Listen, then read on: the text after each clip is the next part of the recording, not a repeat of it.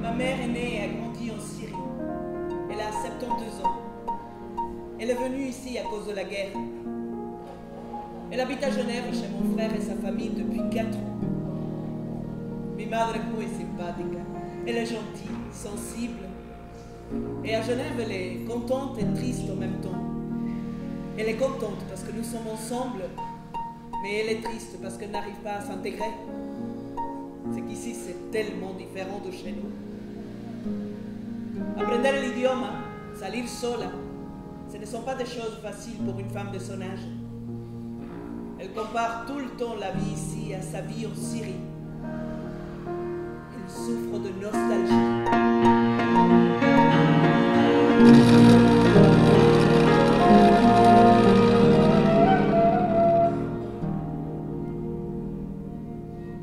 Ma chère maman, comment vas-tu? Comment tu passes ton temps à Genève? Tes beaux yeux sont tristes. Chère maman, un jour j'aimerais t'écrire un livre entier sur le temps, sur comment il n'existe pas, comment el pasado, el futuro ne sont qu'un seul et même instant.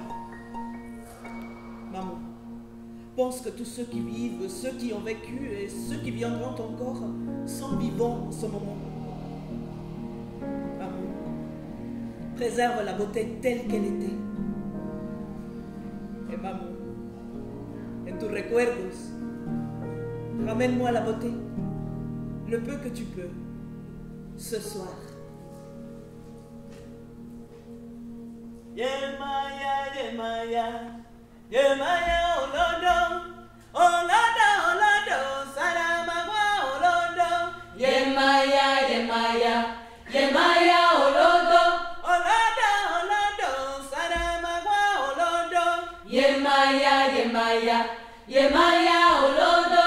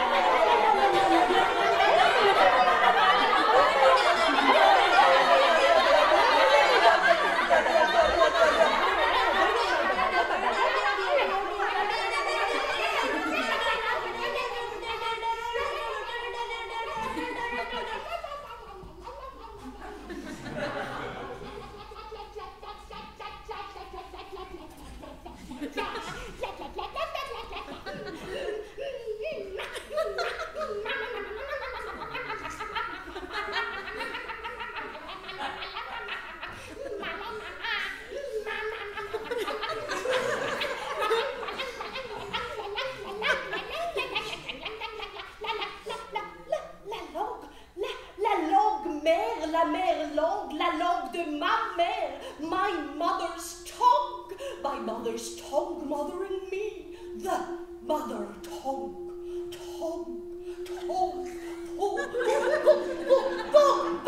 la langue materne, la Muttersprach materne. Matrice, génitrice, source, origine, patrie d'achora, motherland, land, source, origin, mother. Maman. Maman. Lala. Lala. La la la la. La la la la. La la la la.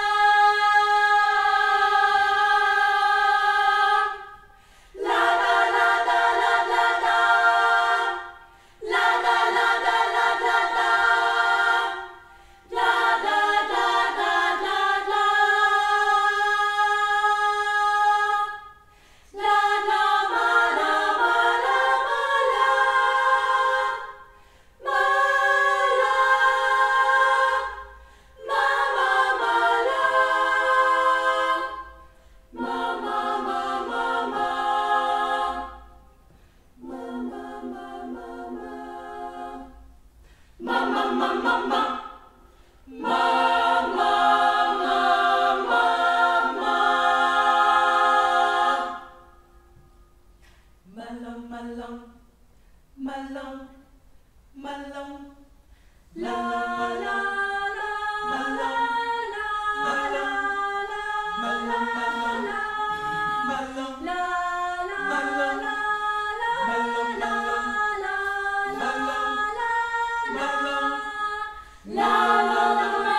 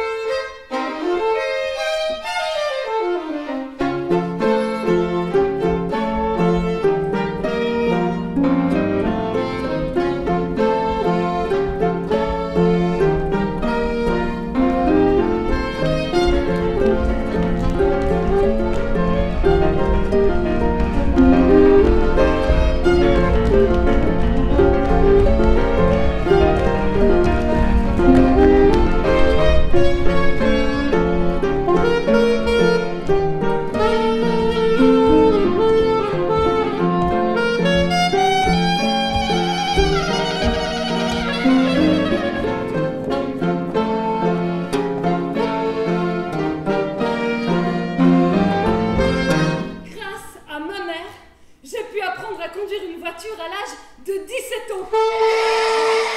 Je m'étais fait une promesse, prendre des cours de conduite dès que j'aurai mon baccalauréat. Mais comment j'aurais pu les payer, ces cours? Alors ça, personne ne le sait. Alors, j'avais parlé de mon souhait à ma mère. À l'époque, on avait une voiture de fonction de mon père qui était de la marque Peugeot 404. J'aurais jamais imaginé pouvoir conduire cette voiture, qui non seulement était énorme, mais qui était aussi compliquée parce que la boîte de vitesse se trouvait juste à côté du volant. Mais un bel après-midi, ma mère nous a demandé à mon frère et à moi de nous habiller car elle allait nous emmener faire une petite balade en voiture. On est allé un peu en dehors de la ville. Là, elle a coupé le contact, elle s'est tournée vers moi et elle m'a dit « Tu commences. Mets-toi derrière ce volant, je vais t'apprendre à conduire cette voiture. » Je m'y attendais pas du tout. Mon frère et moi échangeons un regard plein de joie, mais surtout d'ahurissement. Et puis vient la peur qui m'envahissait. Vais-je y arriver ou pas? Allons, continuait ma mère. On n'a pas beaucoup de temps, papa va bientôt rentrer du boulot, il faut qu'on fasse vite. Alors je me suis mise derrière le volant. Je savais pas très bien quoi faire en premier. Ma mère a commencé par me demander de m'assurer que la vitesse soit au point mort. Et puis elle m'a montré comment passer en première vitesse et en seconde vitesse. Et puis j'ai mis le contact. Et dès que j'ai entendu le bruit du moteur, mon cœur a commencé à battre très fort. Mine de rien, ma mère a su me mettre en confiance en me guidant pas à pas. Plus tard, quand elle m'accompagnait sur la route et que je prenais peur quand on croisait des voitures, elle me disait toujours « Ne fais pas attention à eux, Hortense. Regarde la route et ne te crispe pas. Tu vas y arriver. Allez, Hortense, vas-y. Vas-y, plus vite. Appuie sur le champignon, ma fille. Oui, c'est bien. Tu vas y arriver. »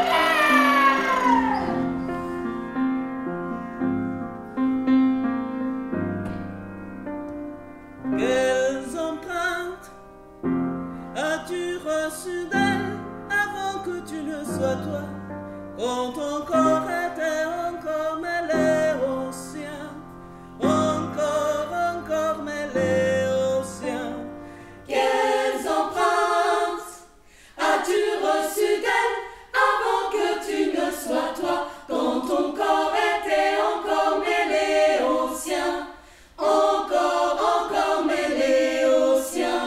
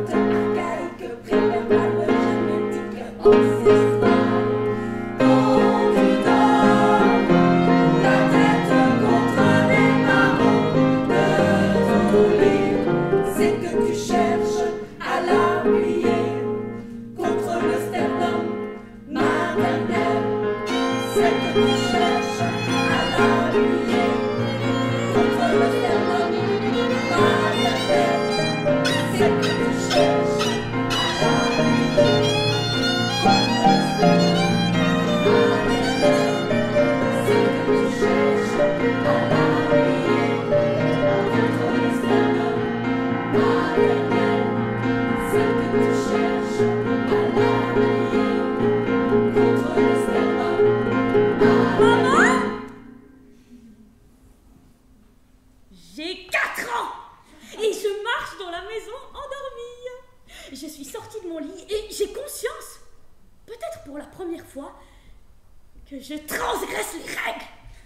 Et je ressens, peut-être pour la première fois, la liberté et l'indépendance de marcher seule dans le noir et dans le silence. Quand j'entends quelqu'un approcher, je me cache derrière le petit meuble de la cuisine.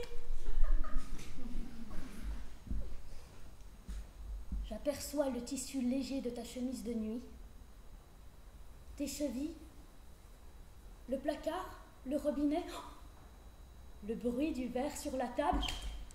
Je me tais. Ah, mais tu repars dans le noir sans me voir. Incroyable.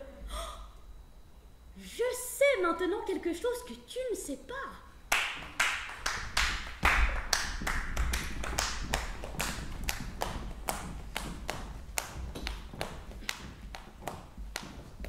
Le café du matin et l'odeur del café et la musique pour commencer la journée. Je vois les mains de ma mère et ensuite je sens qu'elle me caresse le visage pour me réveiller. Elle a toujours eu de très belles mains, maman. Et surtout, elle bouge d'une façon particulière. Elle danse, elle dessine, elle fête la vie. Parfois, j'ai l'impression de la voir comme si j'étais toujours dans son ventre. J'ai l'impression de la voir au moment précis où elle choisit mon prénom. Un día cualquiera, en una parada de bus, en una calle de La Habana. J'imagine qu'elle est seule et qu'il pleut. Et j'entends une radio très loin.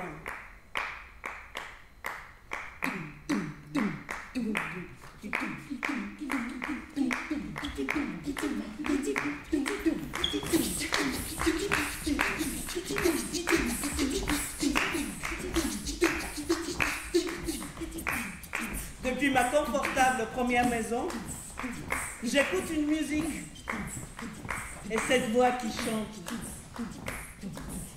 Te recuerdo Amanda, la calle Montmartre. Je ne pourrais pas dire comment, ni pourquoi, mais je sais que nous avons été complices à partir de ce jour où Victor Jara, la vie ou le destin, m'ont nommé pour la première fois.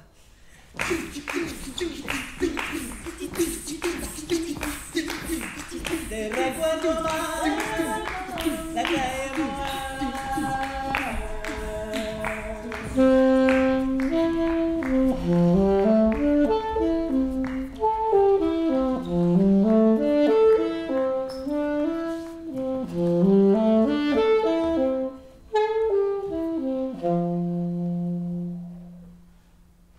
El amor de mi madre me sale por las orejas.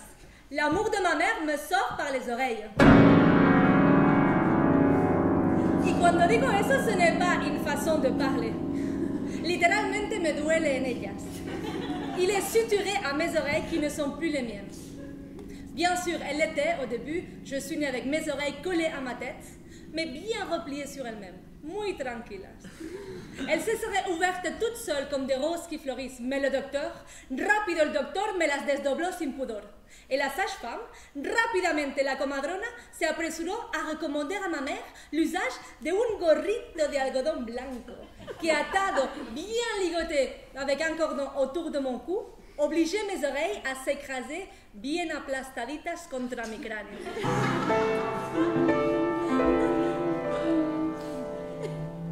Eso me debía hacer sudar. Me debía apretar. Me debía molestar. Bébé nouveau-né que j'étais, je m'arrachais continuamente el gorrito irritante que insistentemente volvía a mi cabeza para oprimir mis protuberancias auditivas. C'est comme ça que j'ai passé mes premiers jours. Semanas, meses, luchando contra un bonnet ridículo gorrito que intentaba corregirme, me corrigeait sans aucun succès. Pobre bébé hermoso, aux oreilles en fleurs.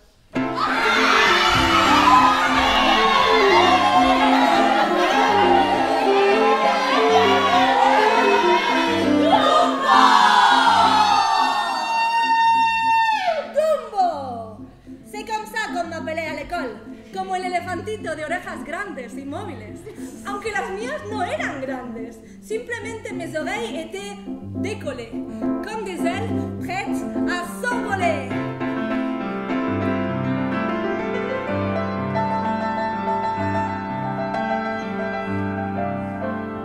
Ma dernière année à l'école primaire fut aussi la dernière année de mes oreilles en liberté.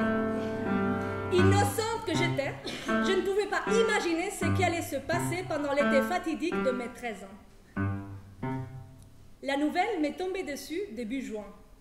J'ai le souvenir de ma mère, enchantée, qui m'annonce avec un sourire jusqu'aux oreilles que je vais être opérée. Sí, que me iban a operar, que habíamos tenido una gran suerte. C'était grâce à ma tante, Guadalupe, que trabajaba en una clínica privada y había obtenido los favores de un médico cirujano que me operaría gratis, haciendo pasar esta operación de cirugía estética por una operación normal pagada por la sanidad pública. Vous n'avez pas compris. Moi non plus, je n'ai rien compris. Nosotros, hijos de la inmigración, primera generación a escapar del duro trabajo del campo, nosotros, classe ouvrière, ayant accès à la chirurgie esthétique réservée d'habitude aux classes privilégiées, mais quelle chance inouïe! ¡Qué alegría! ¡Qué alboroto! ¡Qué insensatez! ¡Qué soberana estupidez! Découper mes oreilles pour y coudre l'humiliation de ne pas être suffisamment belle pour être aimée telle que je suis. Voilà le seul message que j'ai compris. Elle ne m'a pas dit, ma mère, le prix réel à payer. Elle ne m'a pas dit que ça allait faire mal, qu'on allait me bander la tête pendant un long mois d'août étouffant, que me supuraría las orejas durante todo el verano, que quand je me regarderais dans le miroir, je ne reconnaîtrais pas une partie de moi-même, que a largo plazo mis orejas perderían sensibilidad, movilidad, et que le fait d'aplatir mon pavillon changerait à tout jamais ma perception auditive. Elle ne m'a pas demandé non plus, ma mère, si j'étais d'accord. Lo dio por hecho. Yo, como una prolongación de su cuerpo, hasta las últimas consecuencias. Su hija, como su éxito social. Sa fille, comme l'image de sa réussite sociale. Il aurait suffi un je t'aime tel que tu es. Il aurait suffi un viens, je t'accompagne. Allons parler avec les parents des enfants qui se moquent de toi à l'école. Parfois, j'aime bien m'asseoir avec les yeux fermés y poner mis manos como cuencos alrededor de mis orejas llanas para reproducir mi entorno auditivo original. Quand je suis comme ça, avec les yeux fermés et les mains en petit bol, j'ai l'impression d'entendre le moindre bruit. Quand je suis comme ça avec les yeux fermés et les mains en petit bol, je n'ai pas besoin de me sentir belle pour me sentir bien. Mis orejas que ya no son mías, mes oreilles qui ne sont plus les miennes, découpées et recousues, sont les plaies suturées de la douleur causée par l'ignorance, agissant au nom de l'amour maternel. Minha nai quero casar, minha nai non tenho roupa, casa minha filha casa, que uma perna tapa e outra. Ai la lelo, ai la lelo, ai la lelo, ai la lelo, ai la lelo, ai la lelo, ai la lelo, ai la lalo. E aí me de casar pra Castro, a terrinha de moita leña, e aí de buscar unha pouca. Oh, Georgico! Mom!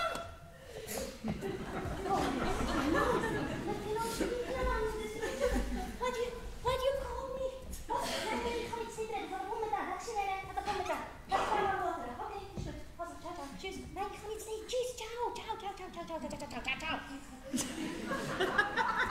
Georgico, je m'excuse, c'était ma mère. Hallo, 2 syllabes. 2 syllables. Wie syllabes, 2 Hurensin. 2 syllabes suffisent, et même une, et la prononciation d'un seul mot pour révéler derrière la langue parlée la présence, plus ou moins cachée, plus ou moins exhibiée, plus ou moins masquée d'une autre langue. 2 syllabes qui suffisent pour tout familier du grec pour reconnaître sofort l'onlersprach de cette langue si particulière. Vous vous rendez compte?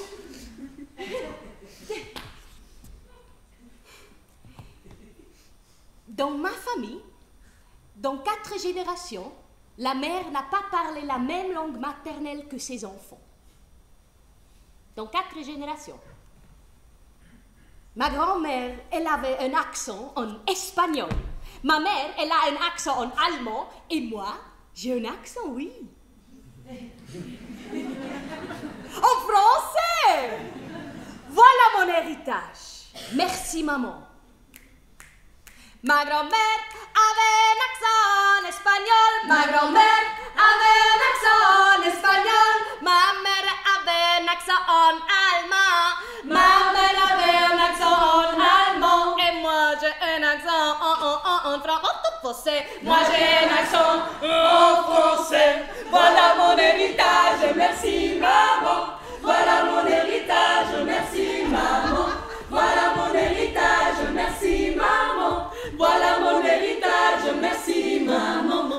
Maman, maman, merci maman. Maman, maman, merci maman.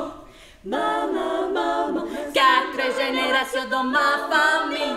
La mère n'a pas parlé la même langue maternelle que ses enfants. Quand j'étais petite, j'ai fait un rêve, ou plutôt un cauchemar.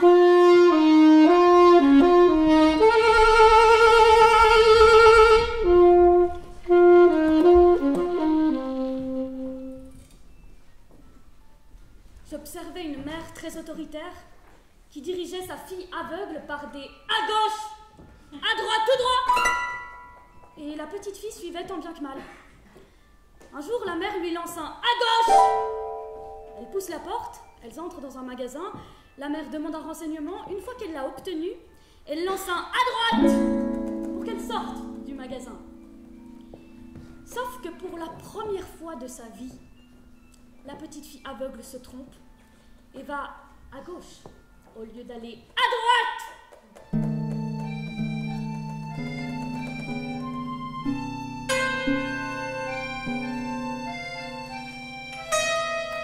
Elle pousse la porte, sauf qu'il se trouve que c'est une porte d'armoire.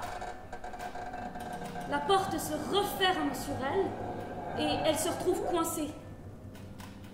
C'est là que la magie noire du cauchemar opère.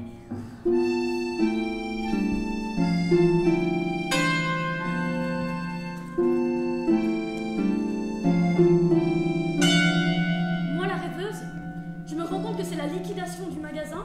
Un déménageur arrive avec son camion, sauf qu'il se trouve que c'est un camion broyeur. Il soulève l'armoire avec son camion.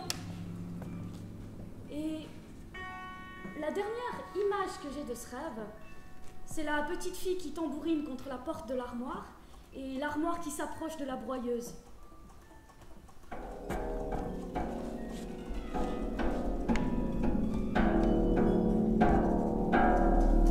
Moi, la rêveuse, je peux rien faire pour elle. Et la mère ne s'est même pas rendu compte que la petite fille ne la suit plus. Ou mieux, elle s'en est rendue compte. Et en fait, ça l'arrange. Je me réveille en sueur.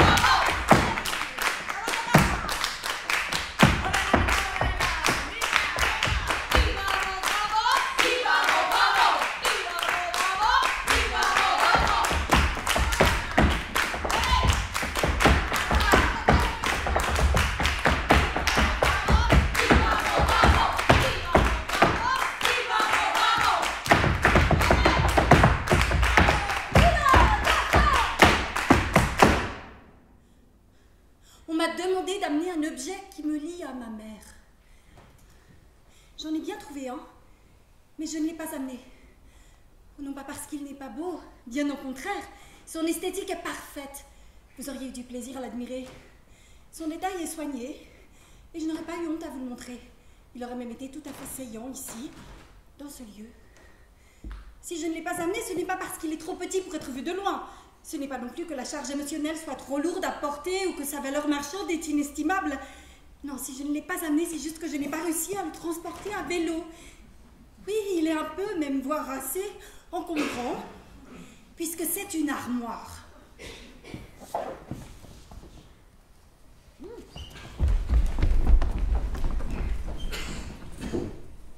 Cette armoire est l'héritage de ma grand-mère à ma mère, qui m'en a fait cadeau. Un cadeau généreux.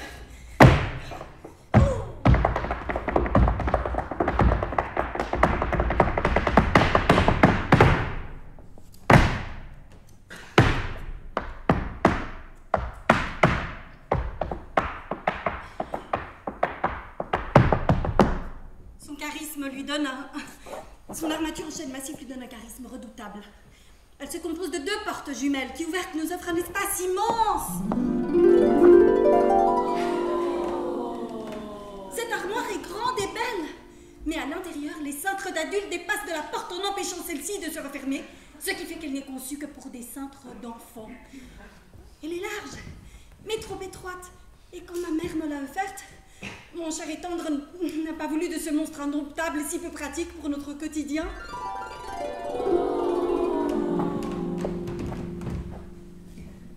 Mais d'où me vient ce sentiment d'impuissance lancinant face à ma mère qui, douce et autoritaire, me demande souvent sur un ton plaintif de prendre cette armoire, fruit de labeur de ma grand-mère qui, paysanne de départ, aurait économisé toute sa vie durant pour acquérir quelques biens, dont celui-ci.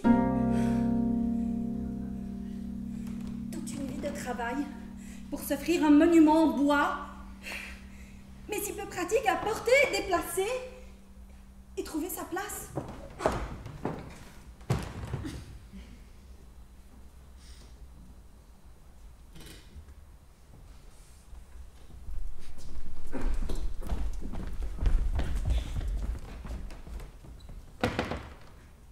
Maud.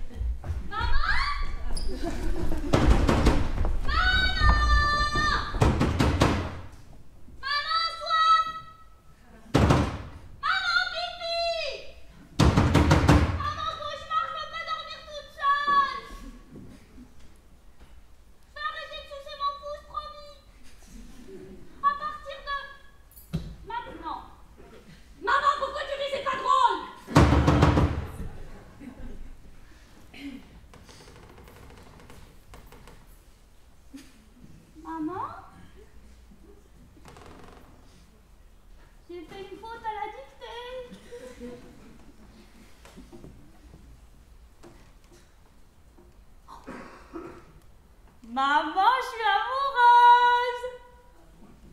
Maman, je suis heureuse! Maman, j'arrête le violon. Maman, je recommence le violon. Maman, j'ai triché en latin. Maman, j'ai du sang dans ma culotte. Tu peux te toquer avant d'entrer, merci! Je rangerai ma chambre demain. Maman. comprendre pour savoir ce dont j'ai besoin. C'est quoi une érection? Maman, si vous refaites des tomates au four, je fugue! Je fugue, ok? Maman, t'es vraiment chiante! J'ai loupé le bus et j'ai raté un amour. Tu peux venir me chercher à minuit? Maman, j'aime pas mon corps. Je peux me faire un piercing? Je suis la seule dans la classe qui n'a pas de téléphone portable. C'est la honte. Ma vie n'a aucun sens. Je sais pas ce que je veux. J'ai envie de pleurer tout le temps. Comment tu fais pour tenir, toi? T'es heureuse? T'es toujours amoureuse? Maman, tu crois en quoi?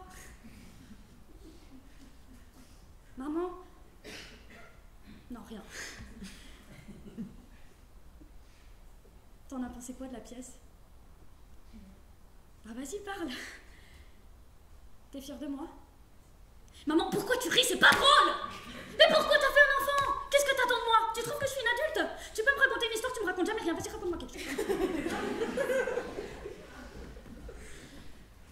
Maman, je me sens seule. La semaine prochaine, on peut manger ensemble si tu veux. Ah non, en fait, je peux pas avant la semaine d'après. T'as plus faim? Maman, tu manges comme un moineau. Mais non, mais arrête, t'es pas vieille. Moi, je te trouve très bien encore. Maman, pourquoi tu ris? C'est pas drôle. On va faire une balade. Tu veux qu'on rentre? Maman, tu penses à quoi? Maman, tu m'entends? Maman, soif? Maman, pipi? Maman, cauchemar? Je suis pas prête. Presse-moi la main si tu m'entends. Maman, c'est quoi ton plus beau souvenir? Tu veux que je te raconte une histoire? Tu veux que je te raconte notre histoire?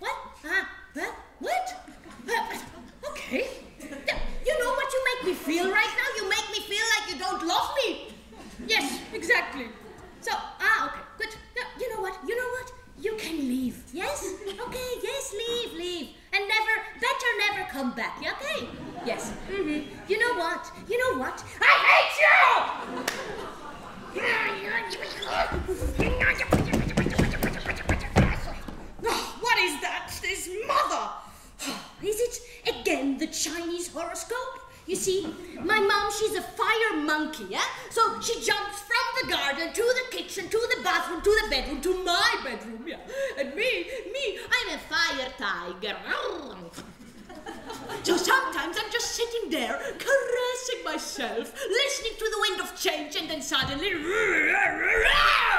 Oh, of course, these two, they clash into each other and then we make each other feel bad and we have discussions and fights and iets worden umgestellt. En nu is het natuurlijk voorstellen, ik ga zeggen, hoor, in met die discussie.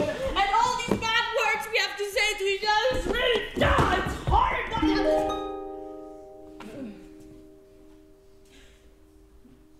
No.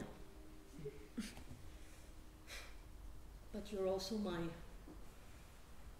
personal, big and efficient mirror.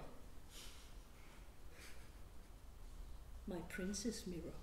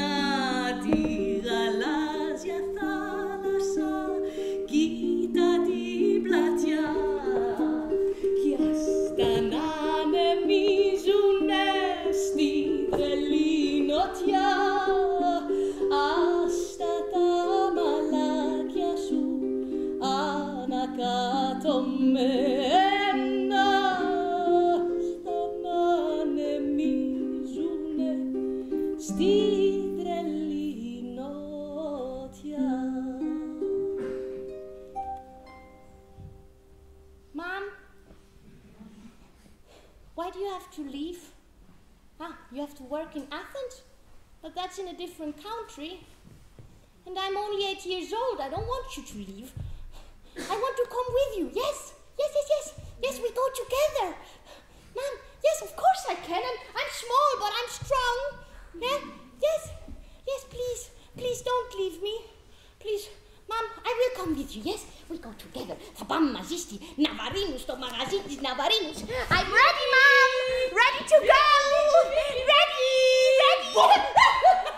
Allez, viens, Vicky, on va manger la bonne soupe aux légumes que j'ai fait hier. Hein, et puis on va prendre un bain avec de la mousse et des bulles. On y va. Allez, Vicky, viens.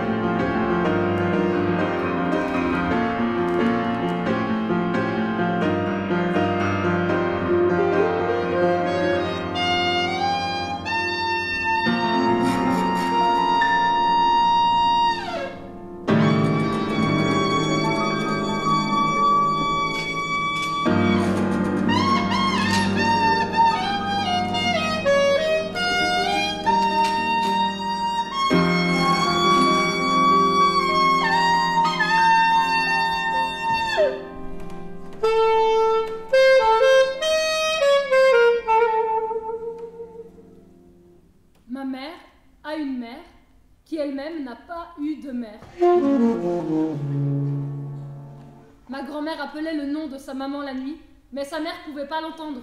Elle était déjà loin, peut-être toute seule dans une chambre ou peut-être dans un dortoir, avec d'autres mamans qu'on avait séparées de leurs enfants. C'est les moines qui s'occupaient de cet endroit, de cet hôpital, qui avaient décidé de garder la maman de ma grand-mère. Parce qu'après la naissance de son 8e enfant, il semblait qu'elle n'était pas à même de s'en occuper, et elle n'est jamais revenue. Donc ma grand-mère a été élevée par sa tante, la sœur de son père, parce que son père est mort de chagrin peu après le départ de son épouse. Et ma mère, élevée par une mère qui n'a pas eu de mère, a eu comme modèle une femme qui n'a pas eu de modèle. Il manque un barreau à l'échelle. Et je me demande si c'est pour ça, parce qu'elle s'est construite toute seule, sans maman, que ma grand-mère est si libre. Ce qui est sûr, c'est que ma grand-mère, c'est une personne totalement différente de nous tous.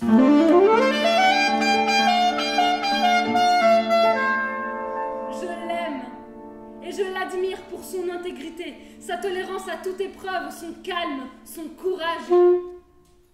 Mais je sais aussi à quel point il a été difficile pour ma maman d'essayer d'être comme sa maman, une maman parfaite, qui a toujours réellement choisi qui elle était. Est-ce que c'est pas celle qu'on essaye toutes d'être, celle qui est la vraie nous? Et si seulement c'était si simple.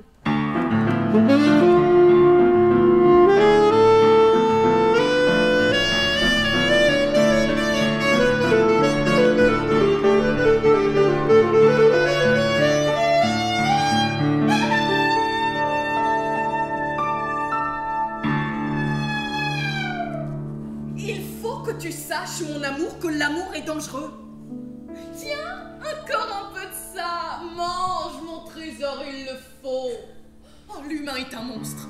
Regarde, il ramasse à la pelleteuse les corps décharnés d'hommes fusillés. Les enfants ont brûlé et les femmes en ont fait des savons. Tu savais qu'on pouvait faire du savon avec les gens? Je vais te chanter une chanson pour la paix. Il faut faire de la musique, même si la vie te tape dessus. Quand on aime, on fait l'amour. Et c'est comme ça qu'on fait des bébés. Mais pas toujours. Regarde, ça, c'est un préservatif féminin.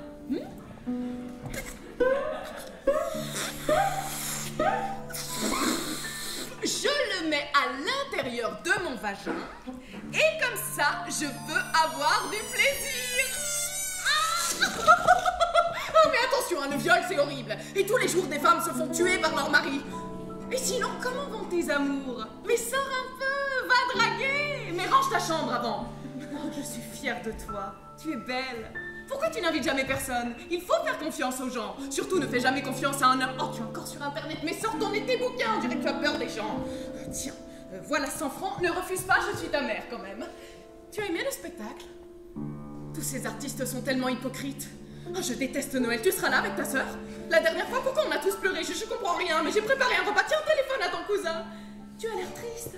Chagrin d'amour. Raconte, je suis ta mère. De toute façon, tu devrais faire attention parce que moi, je me suis mariée 2 fois. Trouve-toi un homme. Tu es sûr que tu peux pas le quitter? Moi, j'ai jamais su dire non. Je t'aime.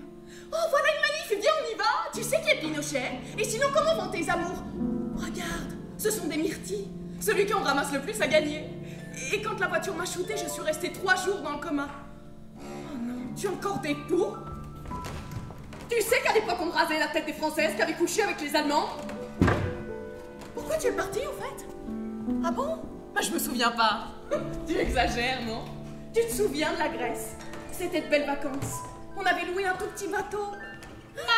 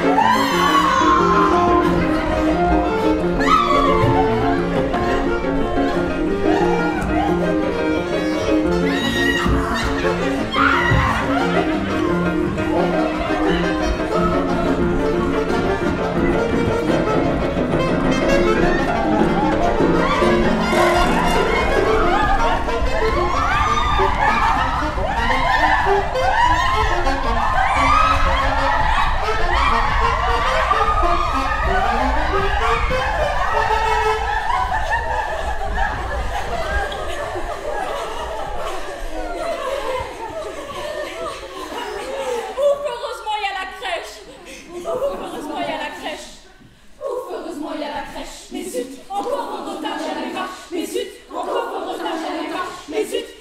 en retard, j'allais pas. Mais zut, encore en retard.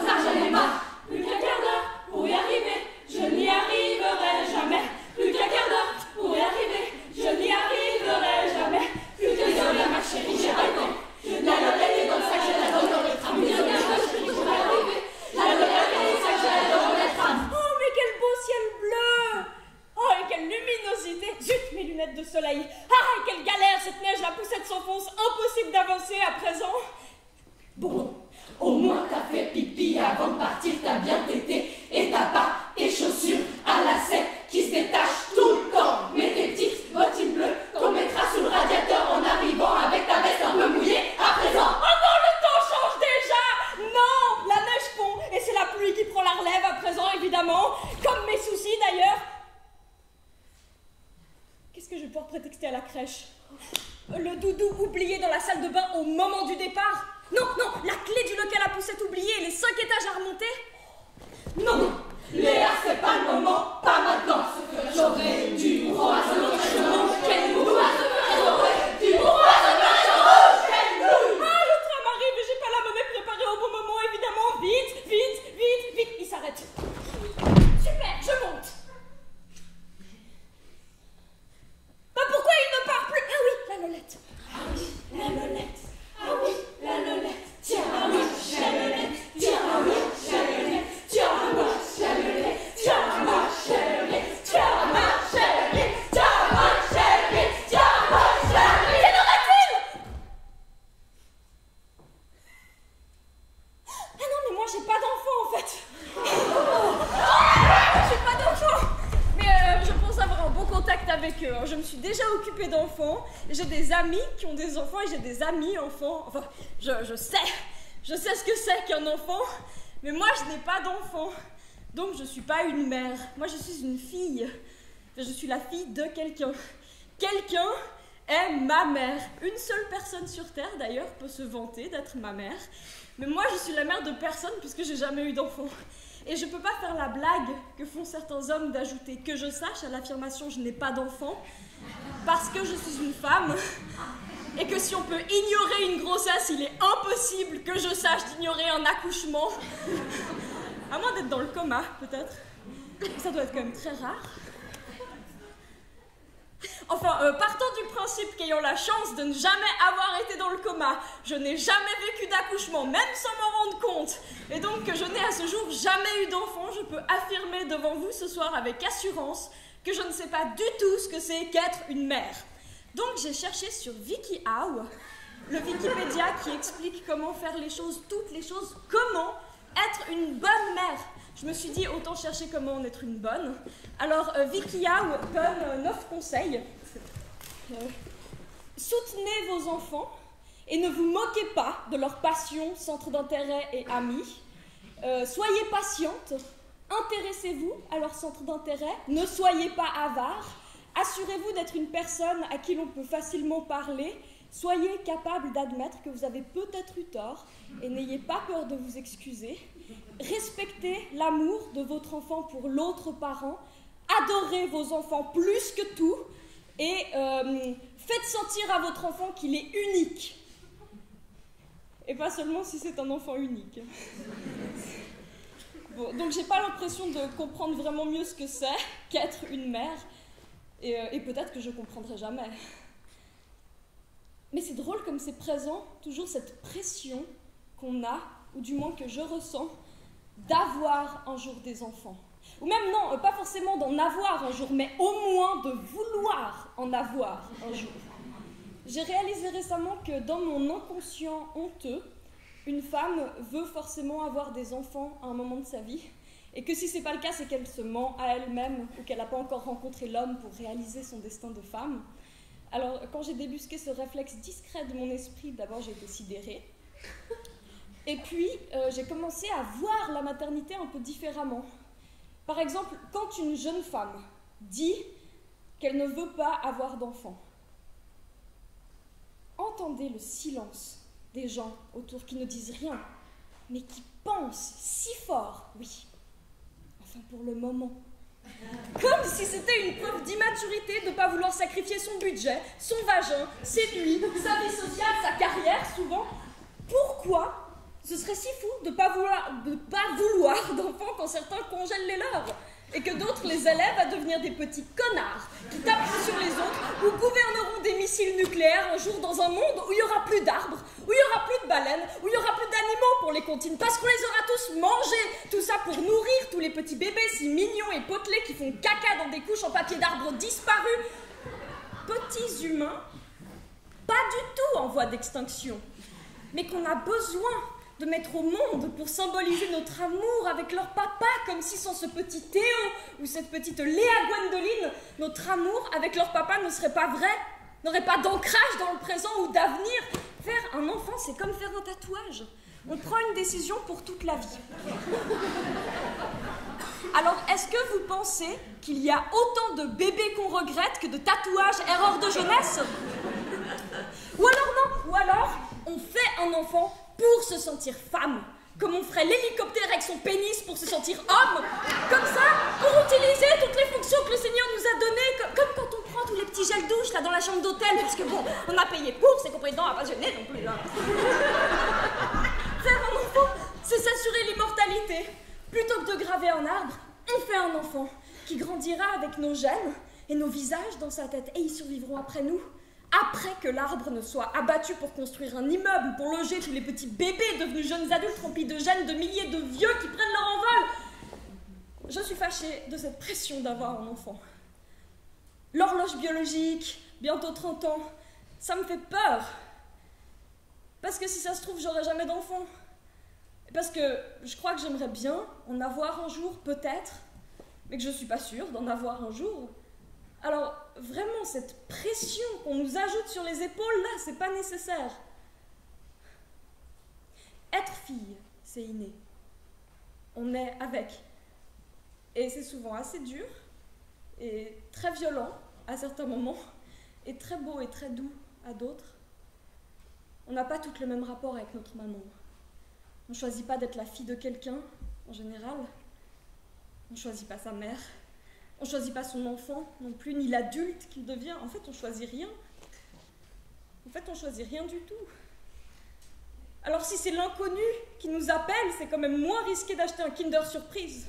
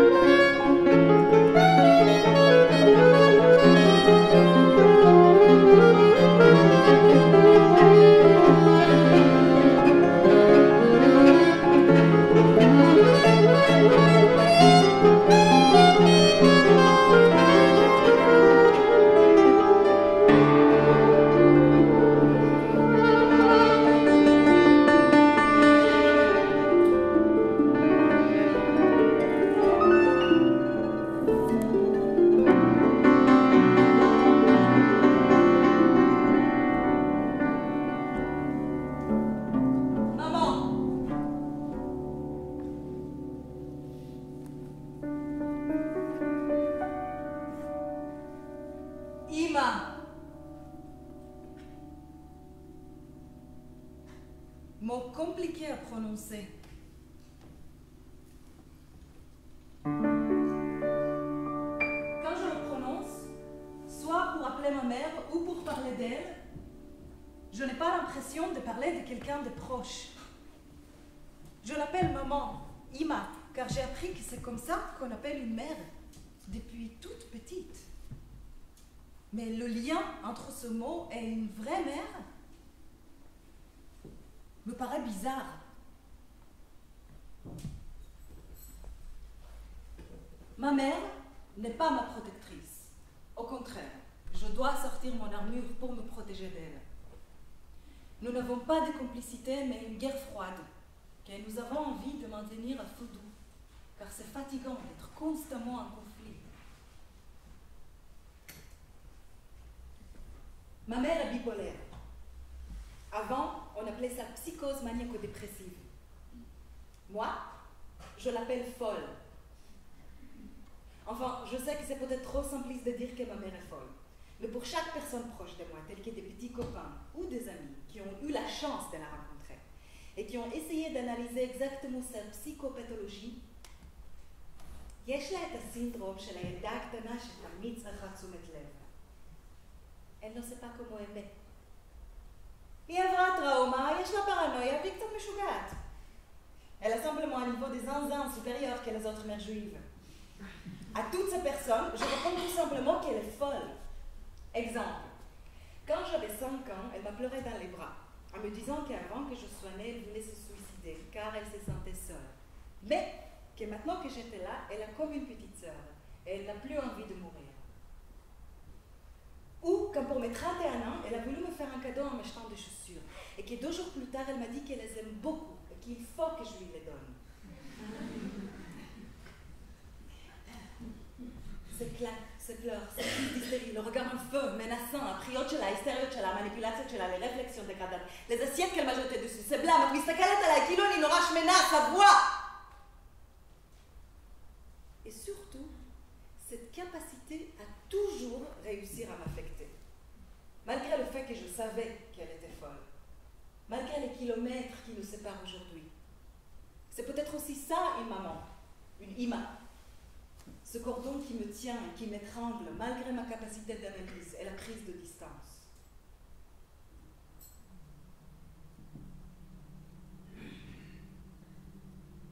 Mais dans le jour où j'ai plus d'empathie, je pense à ma mère, fille de ma grand-mère, Savtadina. La juive polonaise venue dans les années 30 en Israël qui n'aimait personne, qui a dit un jour à ma mère que le jour où elle a appris qu'elle était enceinte d'elle, elle s'est roulée dans les escaliers pour essayer de la chasser de son ventre. Alors je peux mieux comprendre sa tendance à écraser ses enfants. Parfois j'ai peur de devenir comme elle. Mais j'ai la chance d'avoir 3 autres sœurs et un frère qui ont vécu la même chose et avec qui je peux en discuter. Ensemble, on a formé notre propre groupe de thérapie. Un jour, ma mère m'a avoué qu'elle a voulu faire beaucoup d'enfants pour ne pas être seule. Le paradoxe est qu'elle l'est, de plus en plus. J'ai tout dit à ma mère, qu'elle a besoin d'aide, qu'elle fait du mal aux autres et à elle-même. Elle m'a dit, Yaeli, j'ai déjà fait ma thérapie quand j'étais plus jeune et j'ai tout résolu avec la Ritaline. Mon affrontement a engendré encore plus de conflits, plus de colère entre nous et lors de dernières visites au pays, elle m'a dit qu'elle a peur de moi. Récemment, nous avons dit qu'il vaut mieux se dire les choses telles qu'elles sont. Cela nous arrange d'être loin l'une de l'autre. Nous n'avons pas envie de nous voir car cela amène trop de douleur. Et ça va? C'est ok? Au moins on est franche et on ne se ment plus. Au moins nous admettons que l'on n'est pas obligé de bien s'aimer, juste parce qu'elle s'appelle mère et que je m'appelle fille.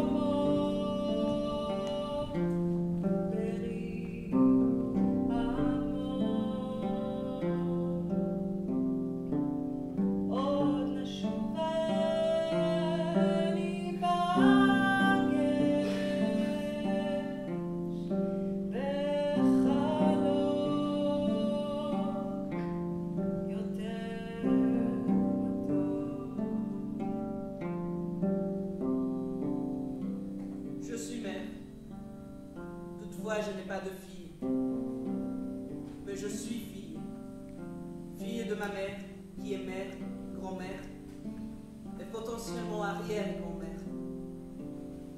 Ainsi, peut-être j'aurai une petite fille. Mais maintenant, c'est ma mère qui redevient petite fille. Une toute petite fille. Et je me mue mère de ma mère. Drôle d'âge pour être une fille-mère, sans pour autant bénéficier d'une relation mère-fille. Alors j'ai peur. Peur de perdre ma maman.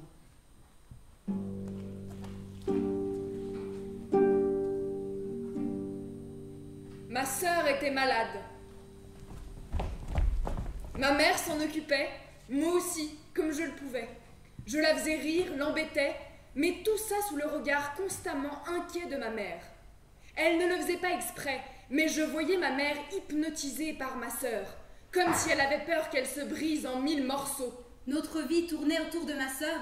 Nos conversations, nos repas se faisaient selon la santé de ma sœur. Les heures passées à l'hôpital, où nous sommes devenus meilleurs amis avec les infirmières et les médecins. Et voir ma mère épuisée, le regard vide et coupable, de savoir sa fille en si mauvais état sans pouvoir rien y faire. La culpabilité, quelque chose qui revient si souvent. Et si je me trompais, si je ne me rappelais que des mauvais souvenirs avec ma mère et ma sœur. Puis elle est morte, tout a changé. Ma mère et moi ne nous connaissions pas vraiment sans ma sœur. Sans elle, il ne restait plus rien. Le silence s'est installé. Je ne savais plus comment me comporter, je ne pouvais plus lui parler. J'avais envie de vomir, je ne pouvais plus la regarder. J'avais envie de lui cracher à la figure tout ce que je portais sur le cœur. J'étais si petite. Alors, je me suis créé un nouveau monde, rempli de mensonges, juste pour qu'elle me laisse tranquille. Je lui en voulais. Je me disais qu'elle et papa avaient tué ma sœur. Un jour, nous sommes allés à la campagne avec mes parents et ma sœur. Nous nous sommes garés dans un parking et à côté de nous, une famille indienne rigolait fort dans un gros camping-car. Alors ma sœur et moi sommes allés les espionner. Ma mère ne nous lâchait pas d'une semelle. Elle est sortie de la voiture pour nous arrêter et au même moment, la mère indienne est apparue suivie de ses 2 filles. Elle voulait nous donner un Kinder Pingui. Mais je lui ai dit que l'on ne voulait pas le prendre parce que ça allait tuer ma sœur. Elle n'avait pas le droit de manger certains aliments. Ma mère s'est excusée et a dit à la maman que nous pouvions le prendre parce qu'elle avait vu que ma sœur avait très envie de le manger. J'ai été prise de panique à l'idée que ma sœur le mange. Je voulais le lui arracher des mains, je voulais hurler. J'avais tellement peur qu'elle le mange. Je ne voulais pas qu'elle meure. Et pourtant, elle est morte quelque temps après. Je m'en suis toujours voulu de l'avoir laissé manger ce Kinder Pingui. Je me suis dit que j'avais contribué à la mort de ma sœur. Je me suis dit que ma mère voulait qu'elle meure juste parce qu'elle en avait marre de s'en occuper. Elle voulait l'oublier, la rayer de sa vie, chose que j'ai essayé de faire pendant des années. Environ 1 an plus tard, ma mère m'a surprise en train de regarder des photos de ma sœur en pleurant. Je ne l'avais jamais vue aussi énervée. Elle a commencé à hurler que ça faisait longtemps que ma sœur était morte, que ça servait à rien de pleurer un mort, que ça servait à rien de regarder des photos en pleurant comme une conne. Arrête de pleurer, c'est fini! Ça fait longtemps qu'elle est morte. Range ces photos et va jouer dans ta chambre. Je lui en ai voulu. Je lui en ai tellement voulu. Je ne lui ai jamais pardonné. Un jour, mon petit frère a demandé à ma mère si elle était encore triste que ma sœur soit morte. Elle lui a répondu que non, qu'elle lui manquait, mais qu'elle n'était plus triste parce qu'elle savait que sa fille était au paradis et qu'elle était en sécurité là-bas. Elle n'aurait jamais souhaité que sa fille passe plus de temps à l'hôpital qu'à la maison. Qu'elle prenne durant sa vie entière des médocs qui la bousillent. Peut-être que ma mère a raison. C'est mieux comme ça pour elle et pour nous. Un jour, j'ai retrouvé l'annonce de décès et je me suis rappelé du jour de l'enterrement. Ma mère sortait de l'appartement en sanglots. Mon père la portait presque. Je ne comprenais pas. J'avais envie de la soutenir avec papa. J'avais aussi envie de la prendre dans mes bras et de lui dire que tout allait bien, qu'elle allait revenir. Je me suis sentie exclue. J'avais l'impression de ne pas avoir le droit d'être triste. Qu'il fallait que je laisse maman tranquille. Elle avait d'autres problèmes à régler. Le cortège commence. Je cours devant la voiture qui contient le coffre. La meilleure amie de ma sœur tient une photo d'elle. J'essaye de la lui prendre, mais elle me pousse fort. Quelle conne! C'est ma sœur! La mienne! Je ne fais pas d'histoire. Je sais que maman a d'autres problèmes à régler. Arrivée au cimetière, je me retrouve devant la tombe avec mes parents. Ils sont effondrés. Je ne comprends pas. Mais je sais que maman a d'autres problèmes à régler. Exclue. Je me sens exclue. Tout ce que je sais, c'est que maman a d'autres problèmes à régler et qu'il ne faut pas que je fasse d'histoire.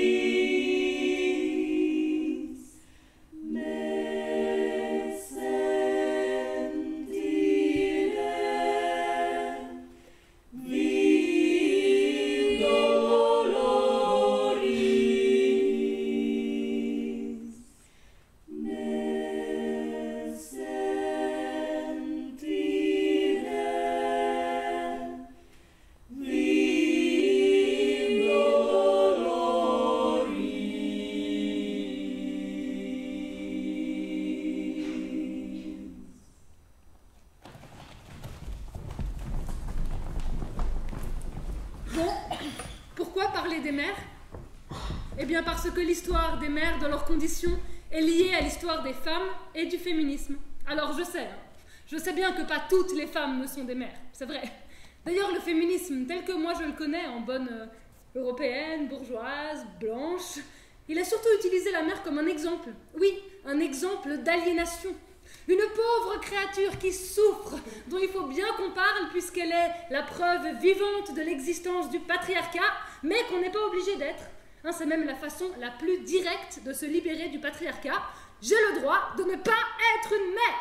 C'est le MLF, ça. Et c'est super, hein. Entendons-nous. Dieu merci, j'ai le droit, si je veux, de ne pas être une mère. Mais enfin, ça me dit pas grand-chose sur ce que c'est qu'être une mère. Comment le vivre? Comment supporter la pression qu'on leur a mise sur le dos aux mères, maintenant qu'elles peuvent décider si oui, non, quand, comment être mère? Pression que, soyons honnêtes, elles portent toutes seules. Bah oui, puisqu'on a fait de la maternité une affaire de choix personnel. Comme si c'était déconnecté de la politique et des affaires du monde que de perpétuer l'espèce. Comme si ça servait personne de savoir qui fait combien d'enfants, comment on s'en occupe, comme si c'était neutre. Que les seules figures auxquelles je puisse m'identifier, c'est la mère travailleuse qui engage une nourrice, qui elle ne fera jamais partie de l'histoire, et la mère au foyer qui utilise des couches lavables et sauve la planète au sacrifice de sa propre existence. Et on sait bien que personne ne vit comme ça. En fait, les mères, c'est comme des Barbies. On n'a que des modèles irréalistes, inatteignables et dangereux pour la santé. Alors, scoop, les mères sont des êtres humains. Et oui, c'est pas cette chose impalpable dont les petits garçons sont censés tomber amoureux. Alors Freud peut bien aller se faire voir, et avec lui, toutes celles qui veulent se libérer de leurs tâches maternelles, domestiques, non pas en les partageant avec leur mec, mais en sous-payant une autre femme pour le faire. Bravo la libération, hein. Ou alors en se faisant faire une opération super chère de ligature des trompes, mais qu'elles ont choisi, hein. Libérées comme elles sont, pas comme dans les pays du Sud où les femmes, elles se font stériliser de force. Bah oui, parce que c'est bien connu qu'avec leur manie de faire trop de gosses, les femmes non blanches sont à cause de tous les maux de la planète, hein. La surpopulation, donc la crise écologique, donc les guerres, la famine, la pauvreté, donc l'immigration, ici en Europe, donc la montée du chômage, de la criminalité, des populismes. Bah oui, c'est bien leur faute au final aux femmes, hein, si leurs fils immigrés économiques se font lyncher par des néo-nazis. Oui, elles avaient qu'à écouter quand l'ONG à qui on a donné 100 francs pour notre bonne conscience à Noël est venue faire un cours de planification familiale et distribuer la pilule gratuite avant de repartir. Les cartes SD pleines de photos d'enfants affamés mais reconnaissants. Hein, bah oui, parce que tous ces gosses qu'elles devraient apprendre à pas faire parce qu'ils seront tellement encombrants dès qu'ils auront passé la puberté, on les trouve quand même vachement mignons quand ils sont sur une affiche pour Helvetas ou Terre des Hommes. Ça nous donne envie de faire des enfants. Ou d'en adopter. Bah oui, j'ai 30 ans, l'âge requis, une bonne situation, un métier. Pourquoi est-ce que moi, qui ai de l'argent, hein, qui suis éduquée, je pourrais pas avoir d'enfants alors que des femmes bien moins bien loties que moi en font à la pelle? C'est un terme glissant peut-être. De sous-entendre que le droit à la parentalité est un caprice, c'est vrai que c'est l'argument massu contre l'adoption par les couples homosexuels. Ben oui, parce qu'on n'a jamais dit que c'était un caprice aux couples hétéros, mariés, bien sous tout rapport, qui essayent sans succès depuis 2 ans et demi, non. Lui, ce serait même un sacrilège s'il remplissait pas le formulaire d'adoption et renonçait à la parentalité. En fait, la maternité, on en fait une affaire de choix personnel quand ça permet de rejeter toutes les responsabilités sur les mères. Mais quand on en fait une arme, quand on le revendique, alors là c'est la cata, hein, ou pire quand on veut utiliser les fonctions reproductrices de notre propre corps économiquement. Ah, la faute morale, prostitution, gestation pour autrui, l'angoisse. Toutes ces femmes qui ont l'audace de vouloir récupérer elles-mêmes l'argent qui s'écoule de leur utérus ou de leur vagin. Parce qu'il faut être réaliste, hein, c'est de l'or qui s'écoule de nos vagins. Des milliards et des milliards, quel tabou! La main-d'œuvre du monde entier, produite gratuitement par des milliards d'utérus bénévoles qui accouchent dans la douleur et qui doivent encore se payer le luxe d'entendre que c'est parce que leur arrière-arrière-arrière-grand-mère a péché en voulant sortir de l'ignorance avec une pomme. Bah oui, bah bouffons-en de la pomme de la connaissance. On trouvera ça peut-être moins normal de devoir bosser des heures et des heures gratos pour produire les adultes de demain, parce que si encore ça s'arrêtait au bout de 9 mois, mais non, hein. C'est tellement pratique comme idée qu'on a réussi à implanter dans la tête de à peu près tout le monde que parce qu'un bébé sort de ton ventre, c'est à toi de t'en occuper pendant encore quoi, 25 ans? Vaut mieux crever. Ben oui, comme ça, tu restes dans les mémoires comme une bonne mère. Hein. Tous les contes le disent. Tu veux être une bonne mère, tu meurs. Ou alors, tu sacrifies tout pour le bien-être de tes enfants.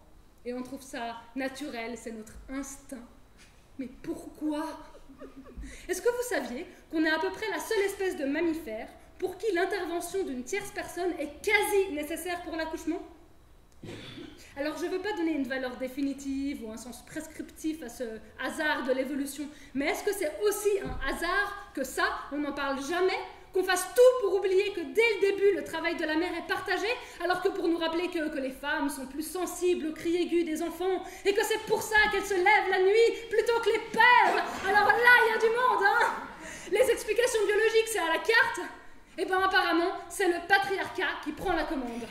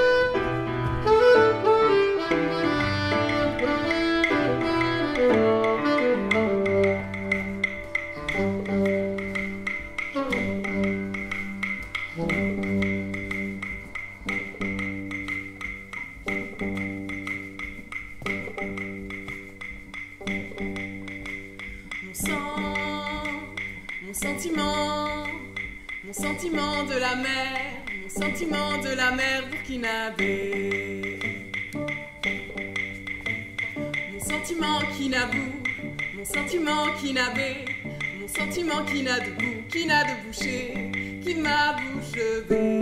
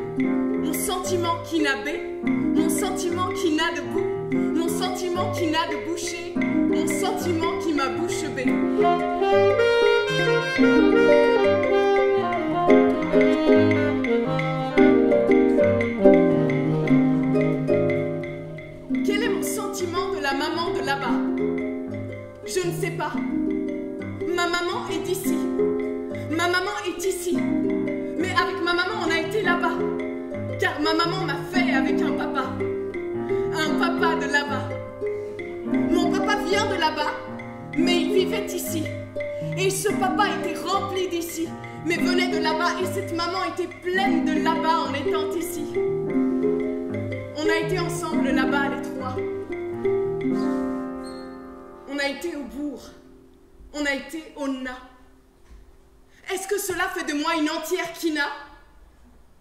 Je suis moi. Je suis moite. Je suis yé. Je suis moitié. Quelle est la différence entre maman Nabé et maman d'ici? Peut-être que le téton est plus petit, plus rond, plus épicé, couleur bonbon. Le lait qui sort, tout blanc, tournant. Le lait qui sort est le même. Le lait qui tord et tourne est aussi oxygène. Pourquoi certains veulent la différence? Pourquoi voir une déficience? Pourquoi devoir toujours se sentir appartenir? Pourquoi sans cesse devoir dire? Pourquoi devoir définir? Ici ou là-bas, maman du nabé, maman donne aussi là-bas la bouchée. Il y a des cheveux nués qui s'étirent vers le ciel et des cheveux plissés qui descendent vers la terre. Alors est-ce que les arbres valent plus que les étoiles? Est-ce que la pluie gagne sur les volcans? Maman d'ici, de là-bas, réponds-moi. La maman est douce, la maman est ferme, la maman est rude, la maman est pleine. La maman écoute au nord, berce au sud, rassure à l'est, donne le sein à l'ouest.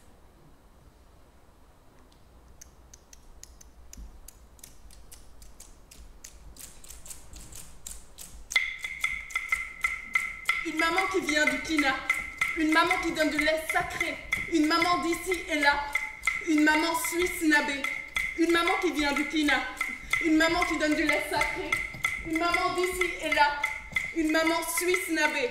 Une maman qui vient de là, une maman qui donne du lait sacré, une maman d'ici et là, une maman suisse nabée.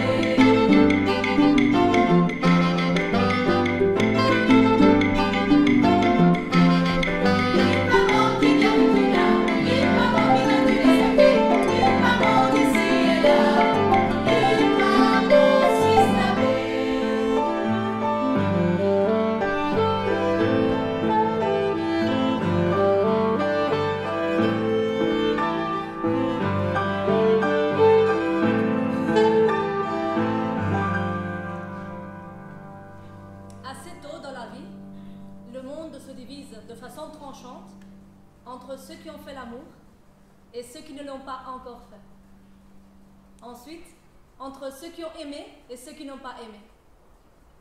Plus tard encore, le monde se divise entre ceux qui ont dû endurer le chagrin d'un deuil et ceux qui n'ont pas connu cela. Ces divisions sont absolues. Ce sont des frontières que nous devons traverser. Nous sommes des mauvais gestionnaires de la mort. Cette chose si banale, si unique, on n'arrive pas à l'intégrer dans un schéma plus large. De la même façon, la douleur du deuil est inimaginable. Pas seulement sa durée, mais aussi sa profondeur, sa sonorité, sa texture. Durant des années, j'ai pensé de temps à autre au récit d'une femme qui a écrit sur la mort de sa mère. Dans son chagrin, elle admet qu'elle entend une petite voix qui lui dit « Maintenant tu es libre ». J'ai pensé que j'entendrais peut-être cette voix aussi, mais pas vraiment non. Un deuil n'éclaire en aucun cas un autre. Le deuil comme la mort est banal et unique. En tout cas, je savais que seuls les mots ancestraux me seraient utiles. La mort, le deuil, la douleur, le chagrin, pas d'euphémisme, pas de votre mère est partie où, dans le jardin, aux toilettes. Le chagrin de la mort est une condition humaine. Pas de pilule, pas de médic, pas de thérapie, pas de bon repas avec les amis, pas de bruit, pas de silence. Juste la douleur. Et un pas. Et après un autre. Étrange. C'est un fait inexorable que je pense à ma mère maintenant chaque jour de ma vie, beaucoup plus qu'avant. Maintenant, je parle avec elle tous les jours. Ceci est devenu aussi normal que nécessaire. Et il y a aussi la solitude. Je me sens terriblement seule. Orpheline.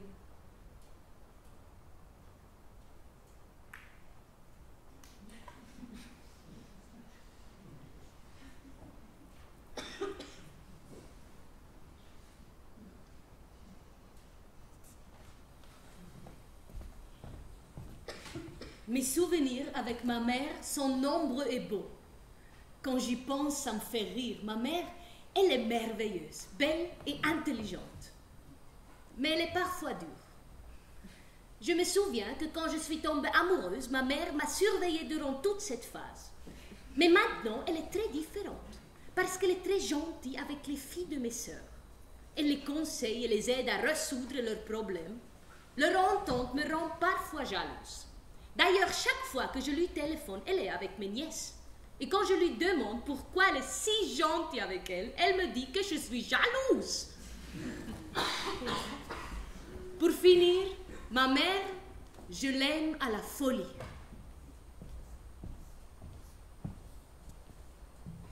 أمي العزيزة كيف حالك يا جميلة؟ اشتقت إليك اشتقت يا ملاكي أفكر فيك دايما أنت في البال.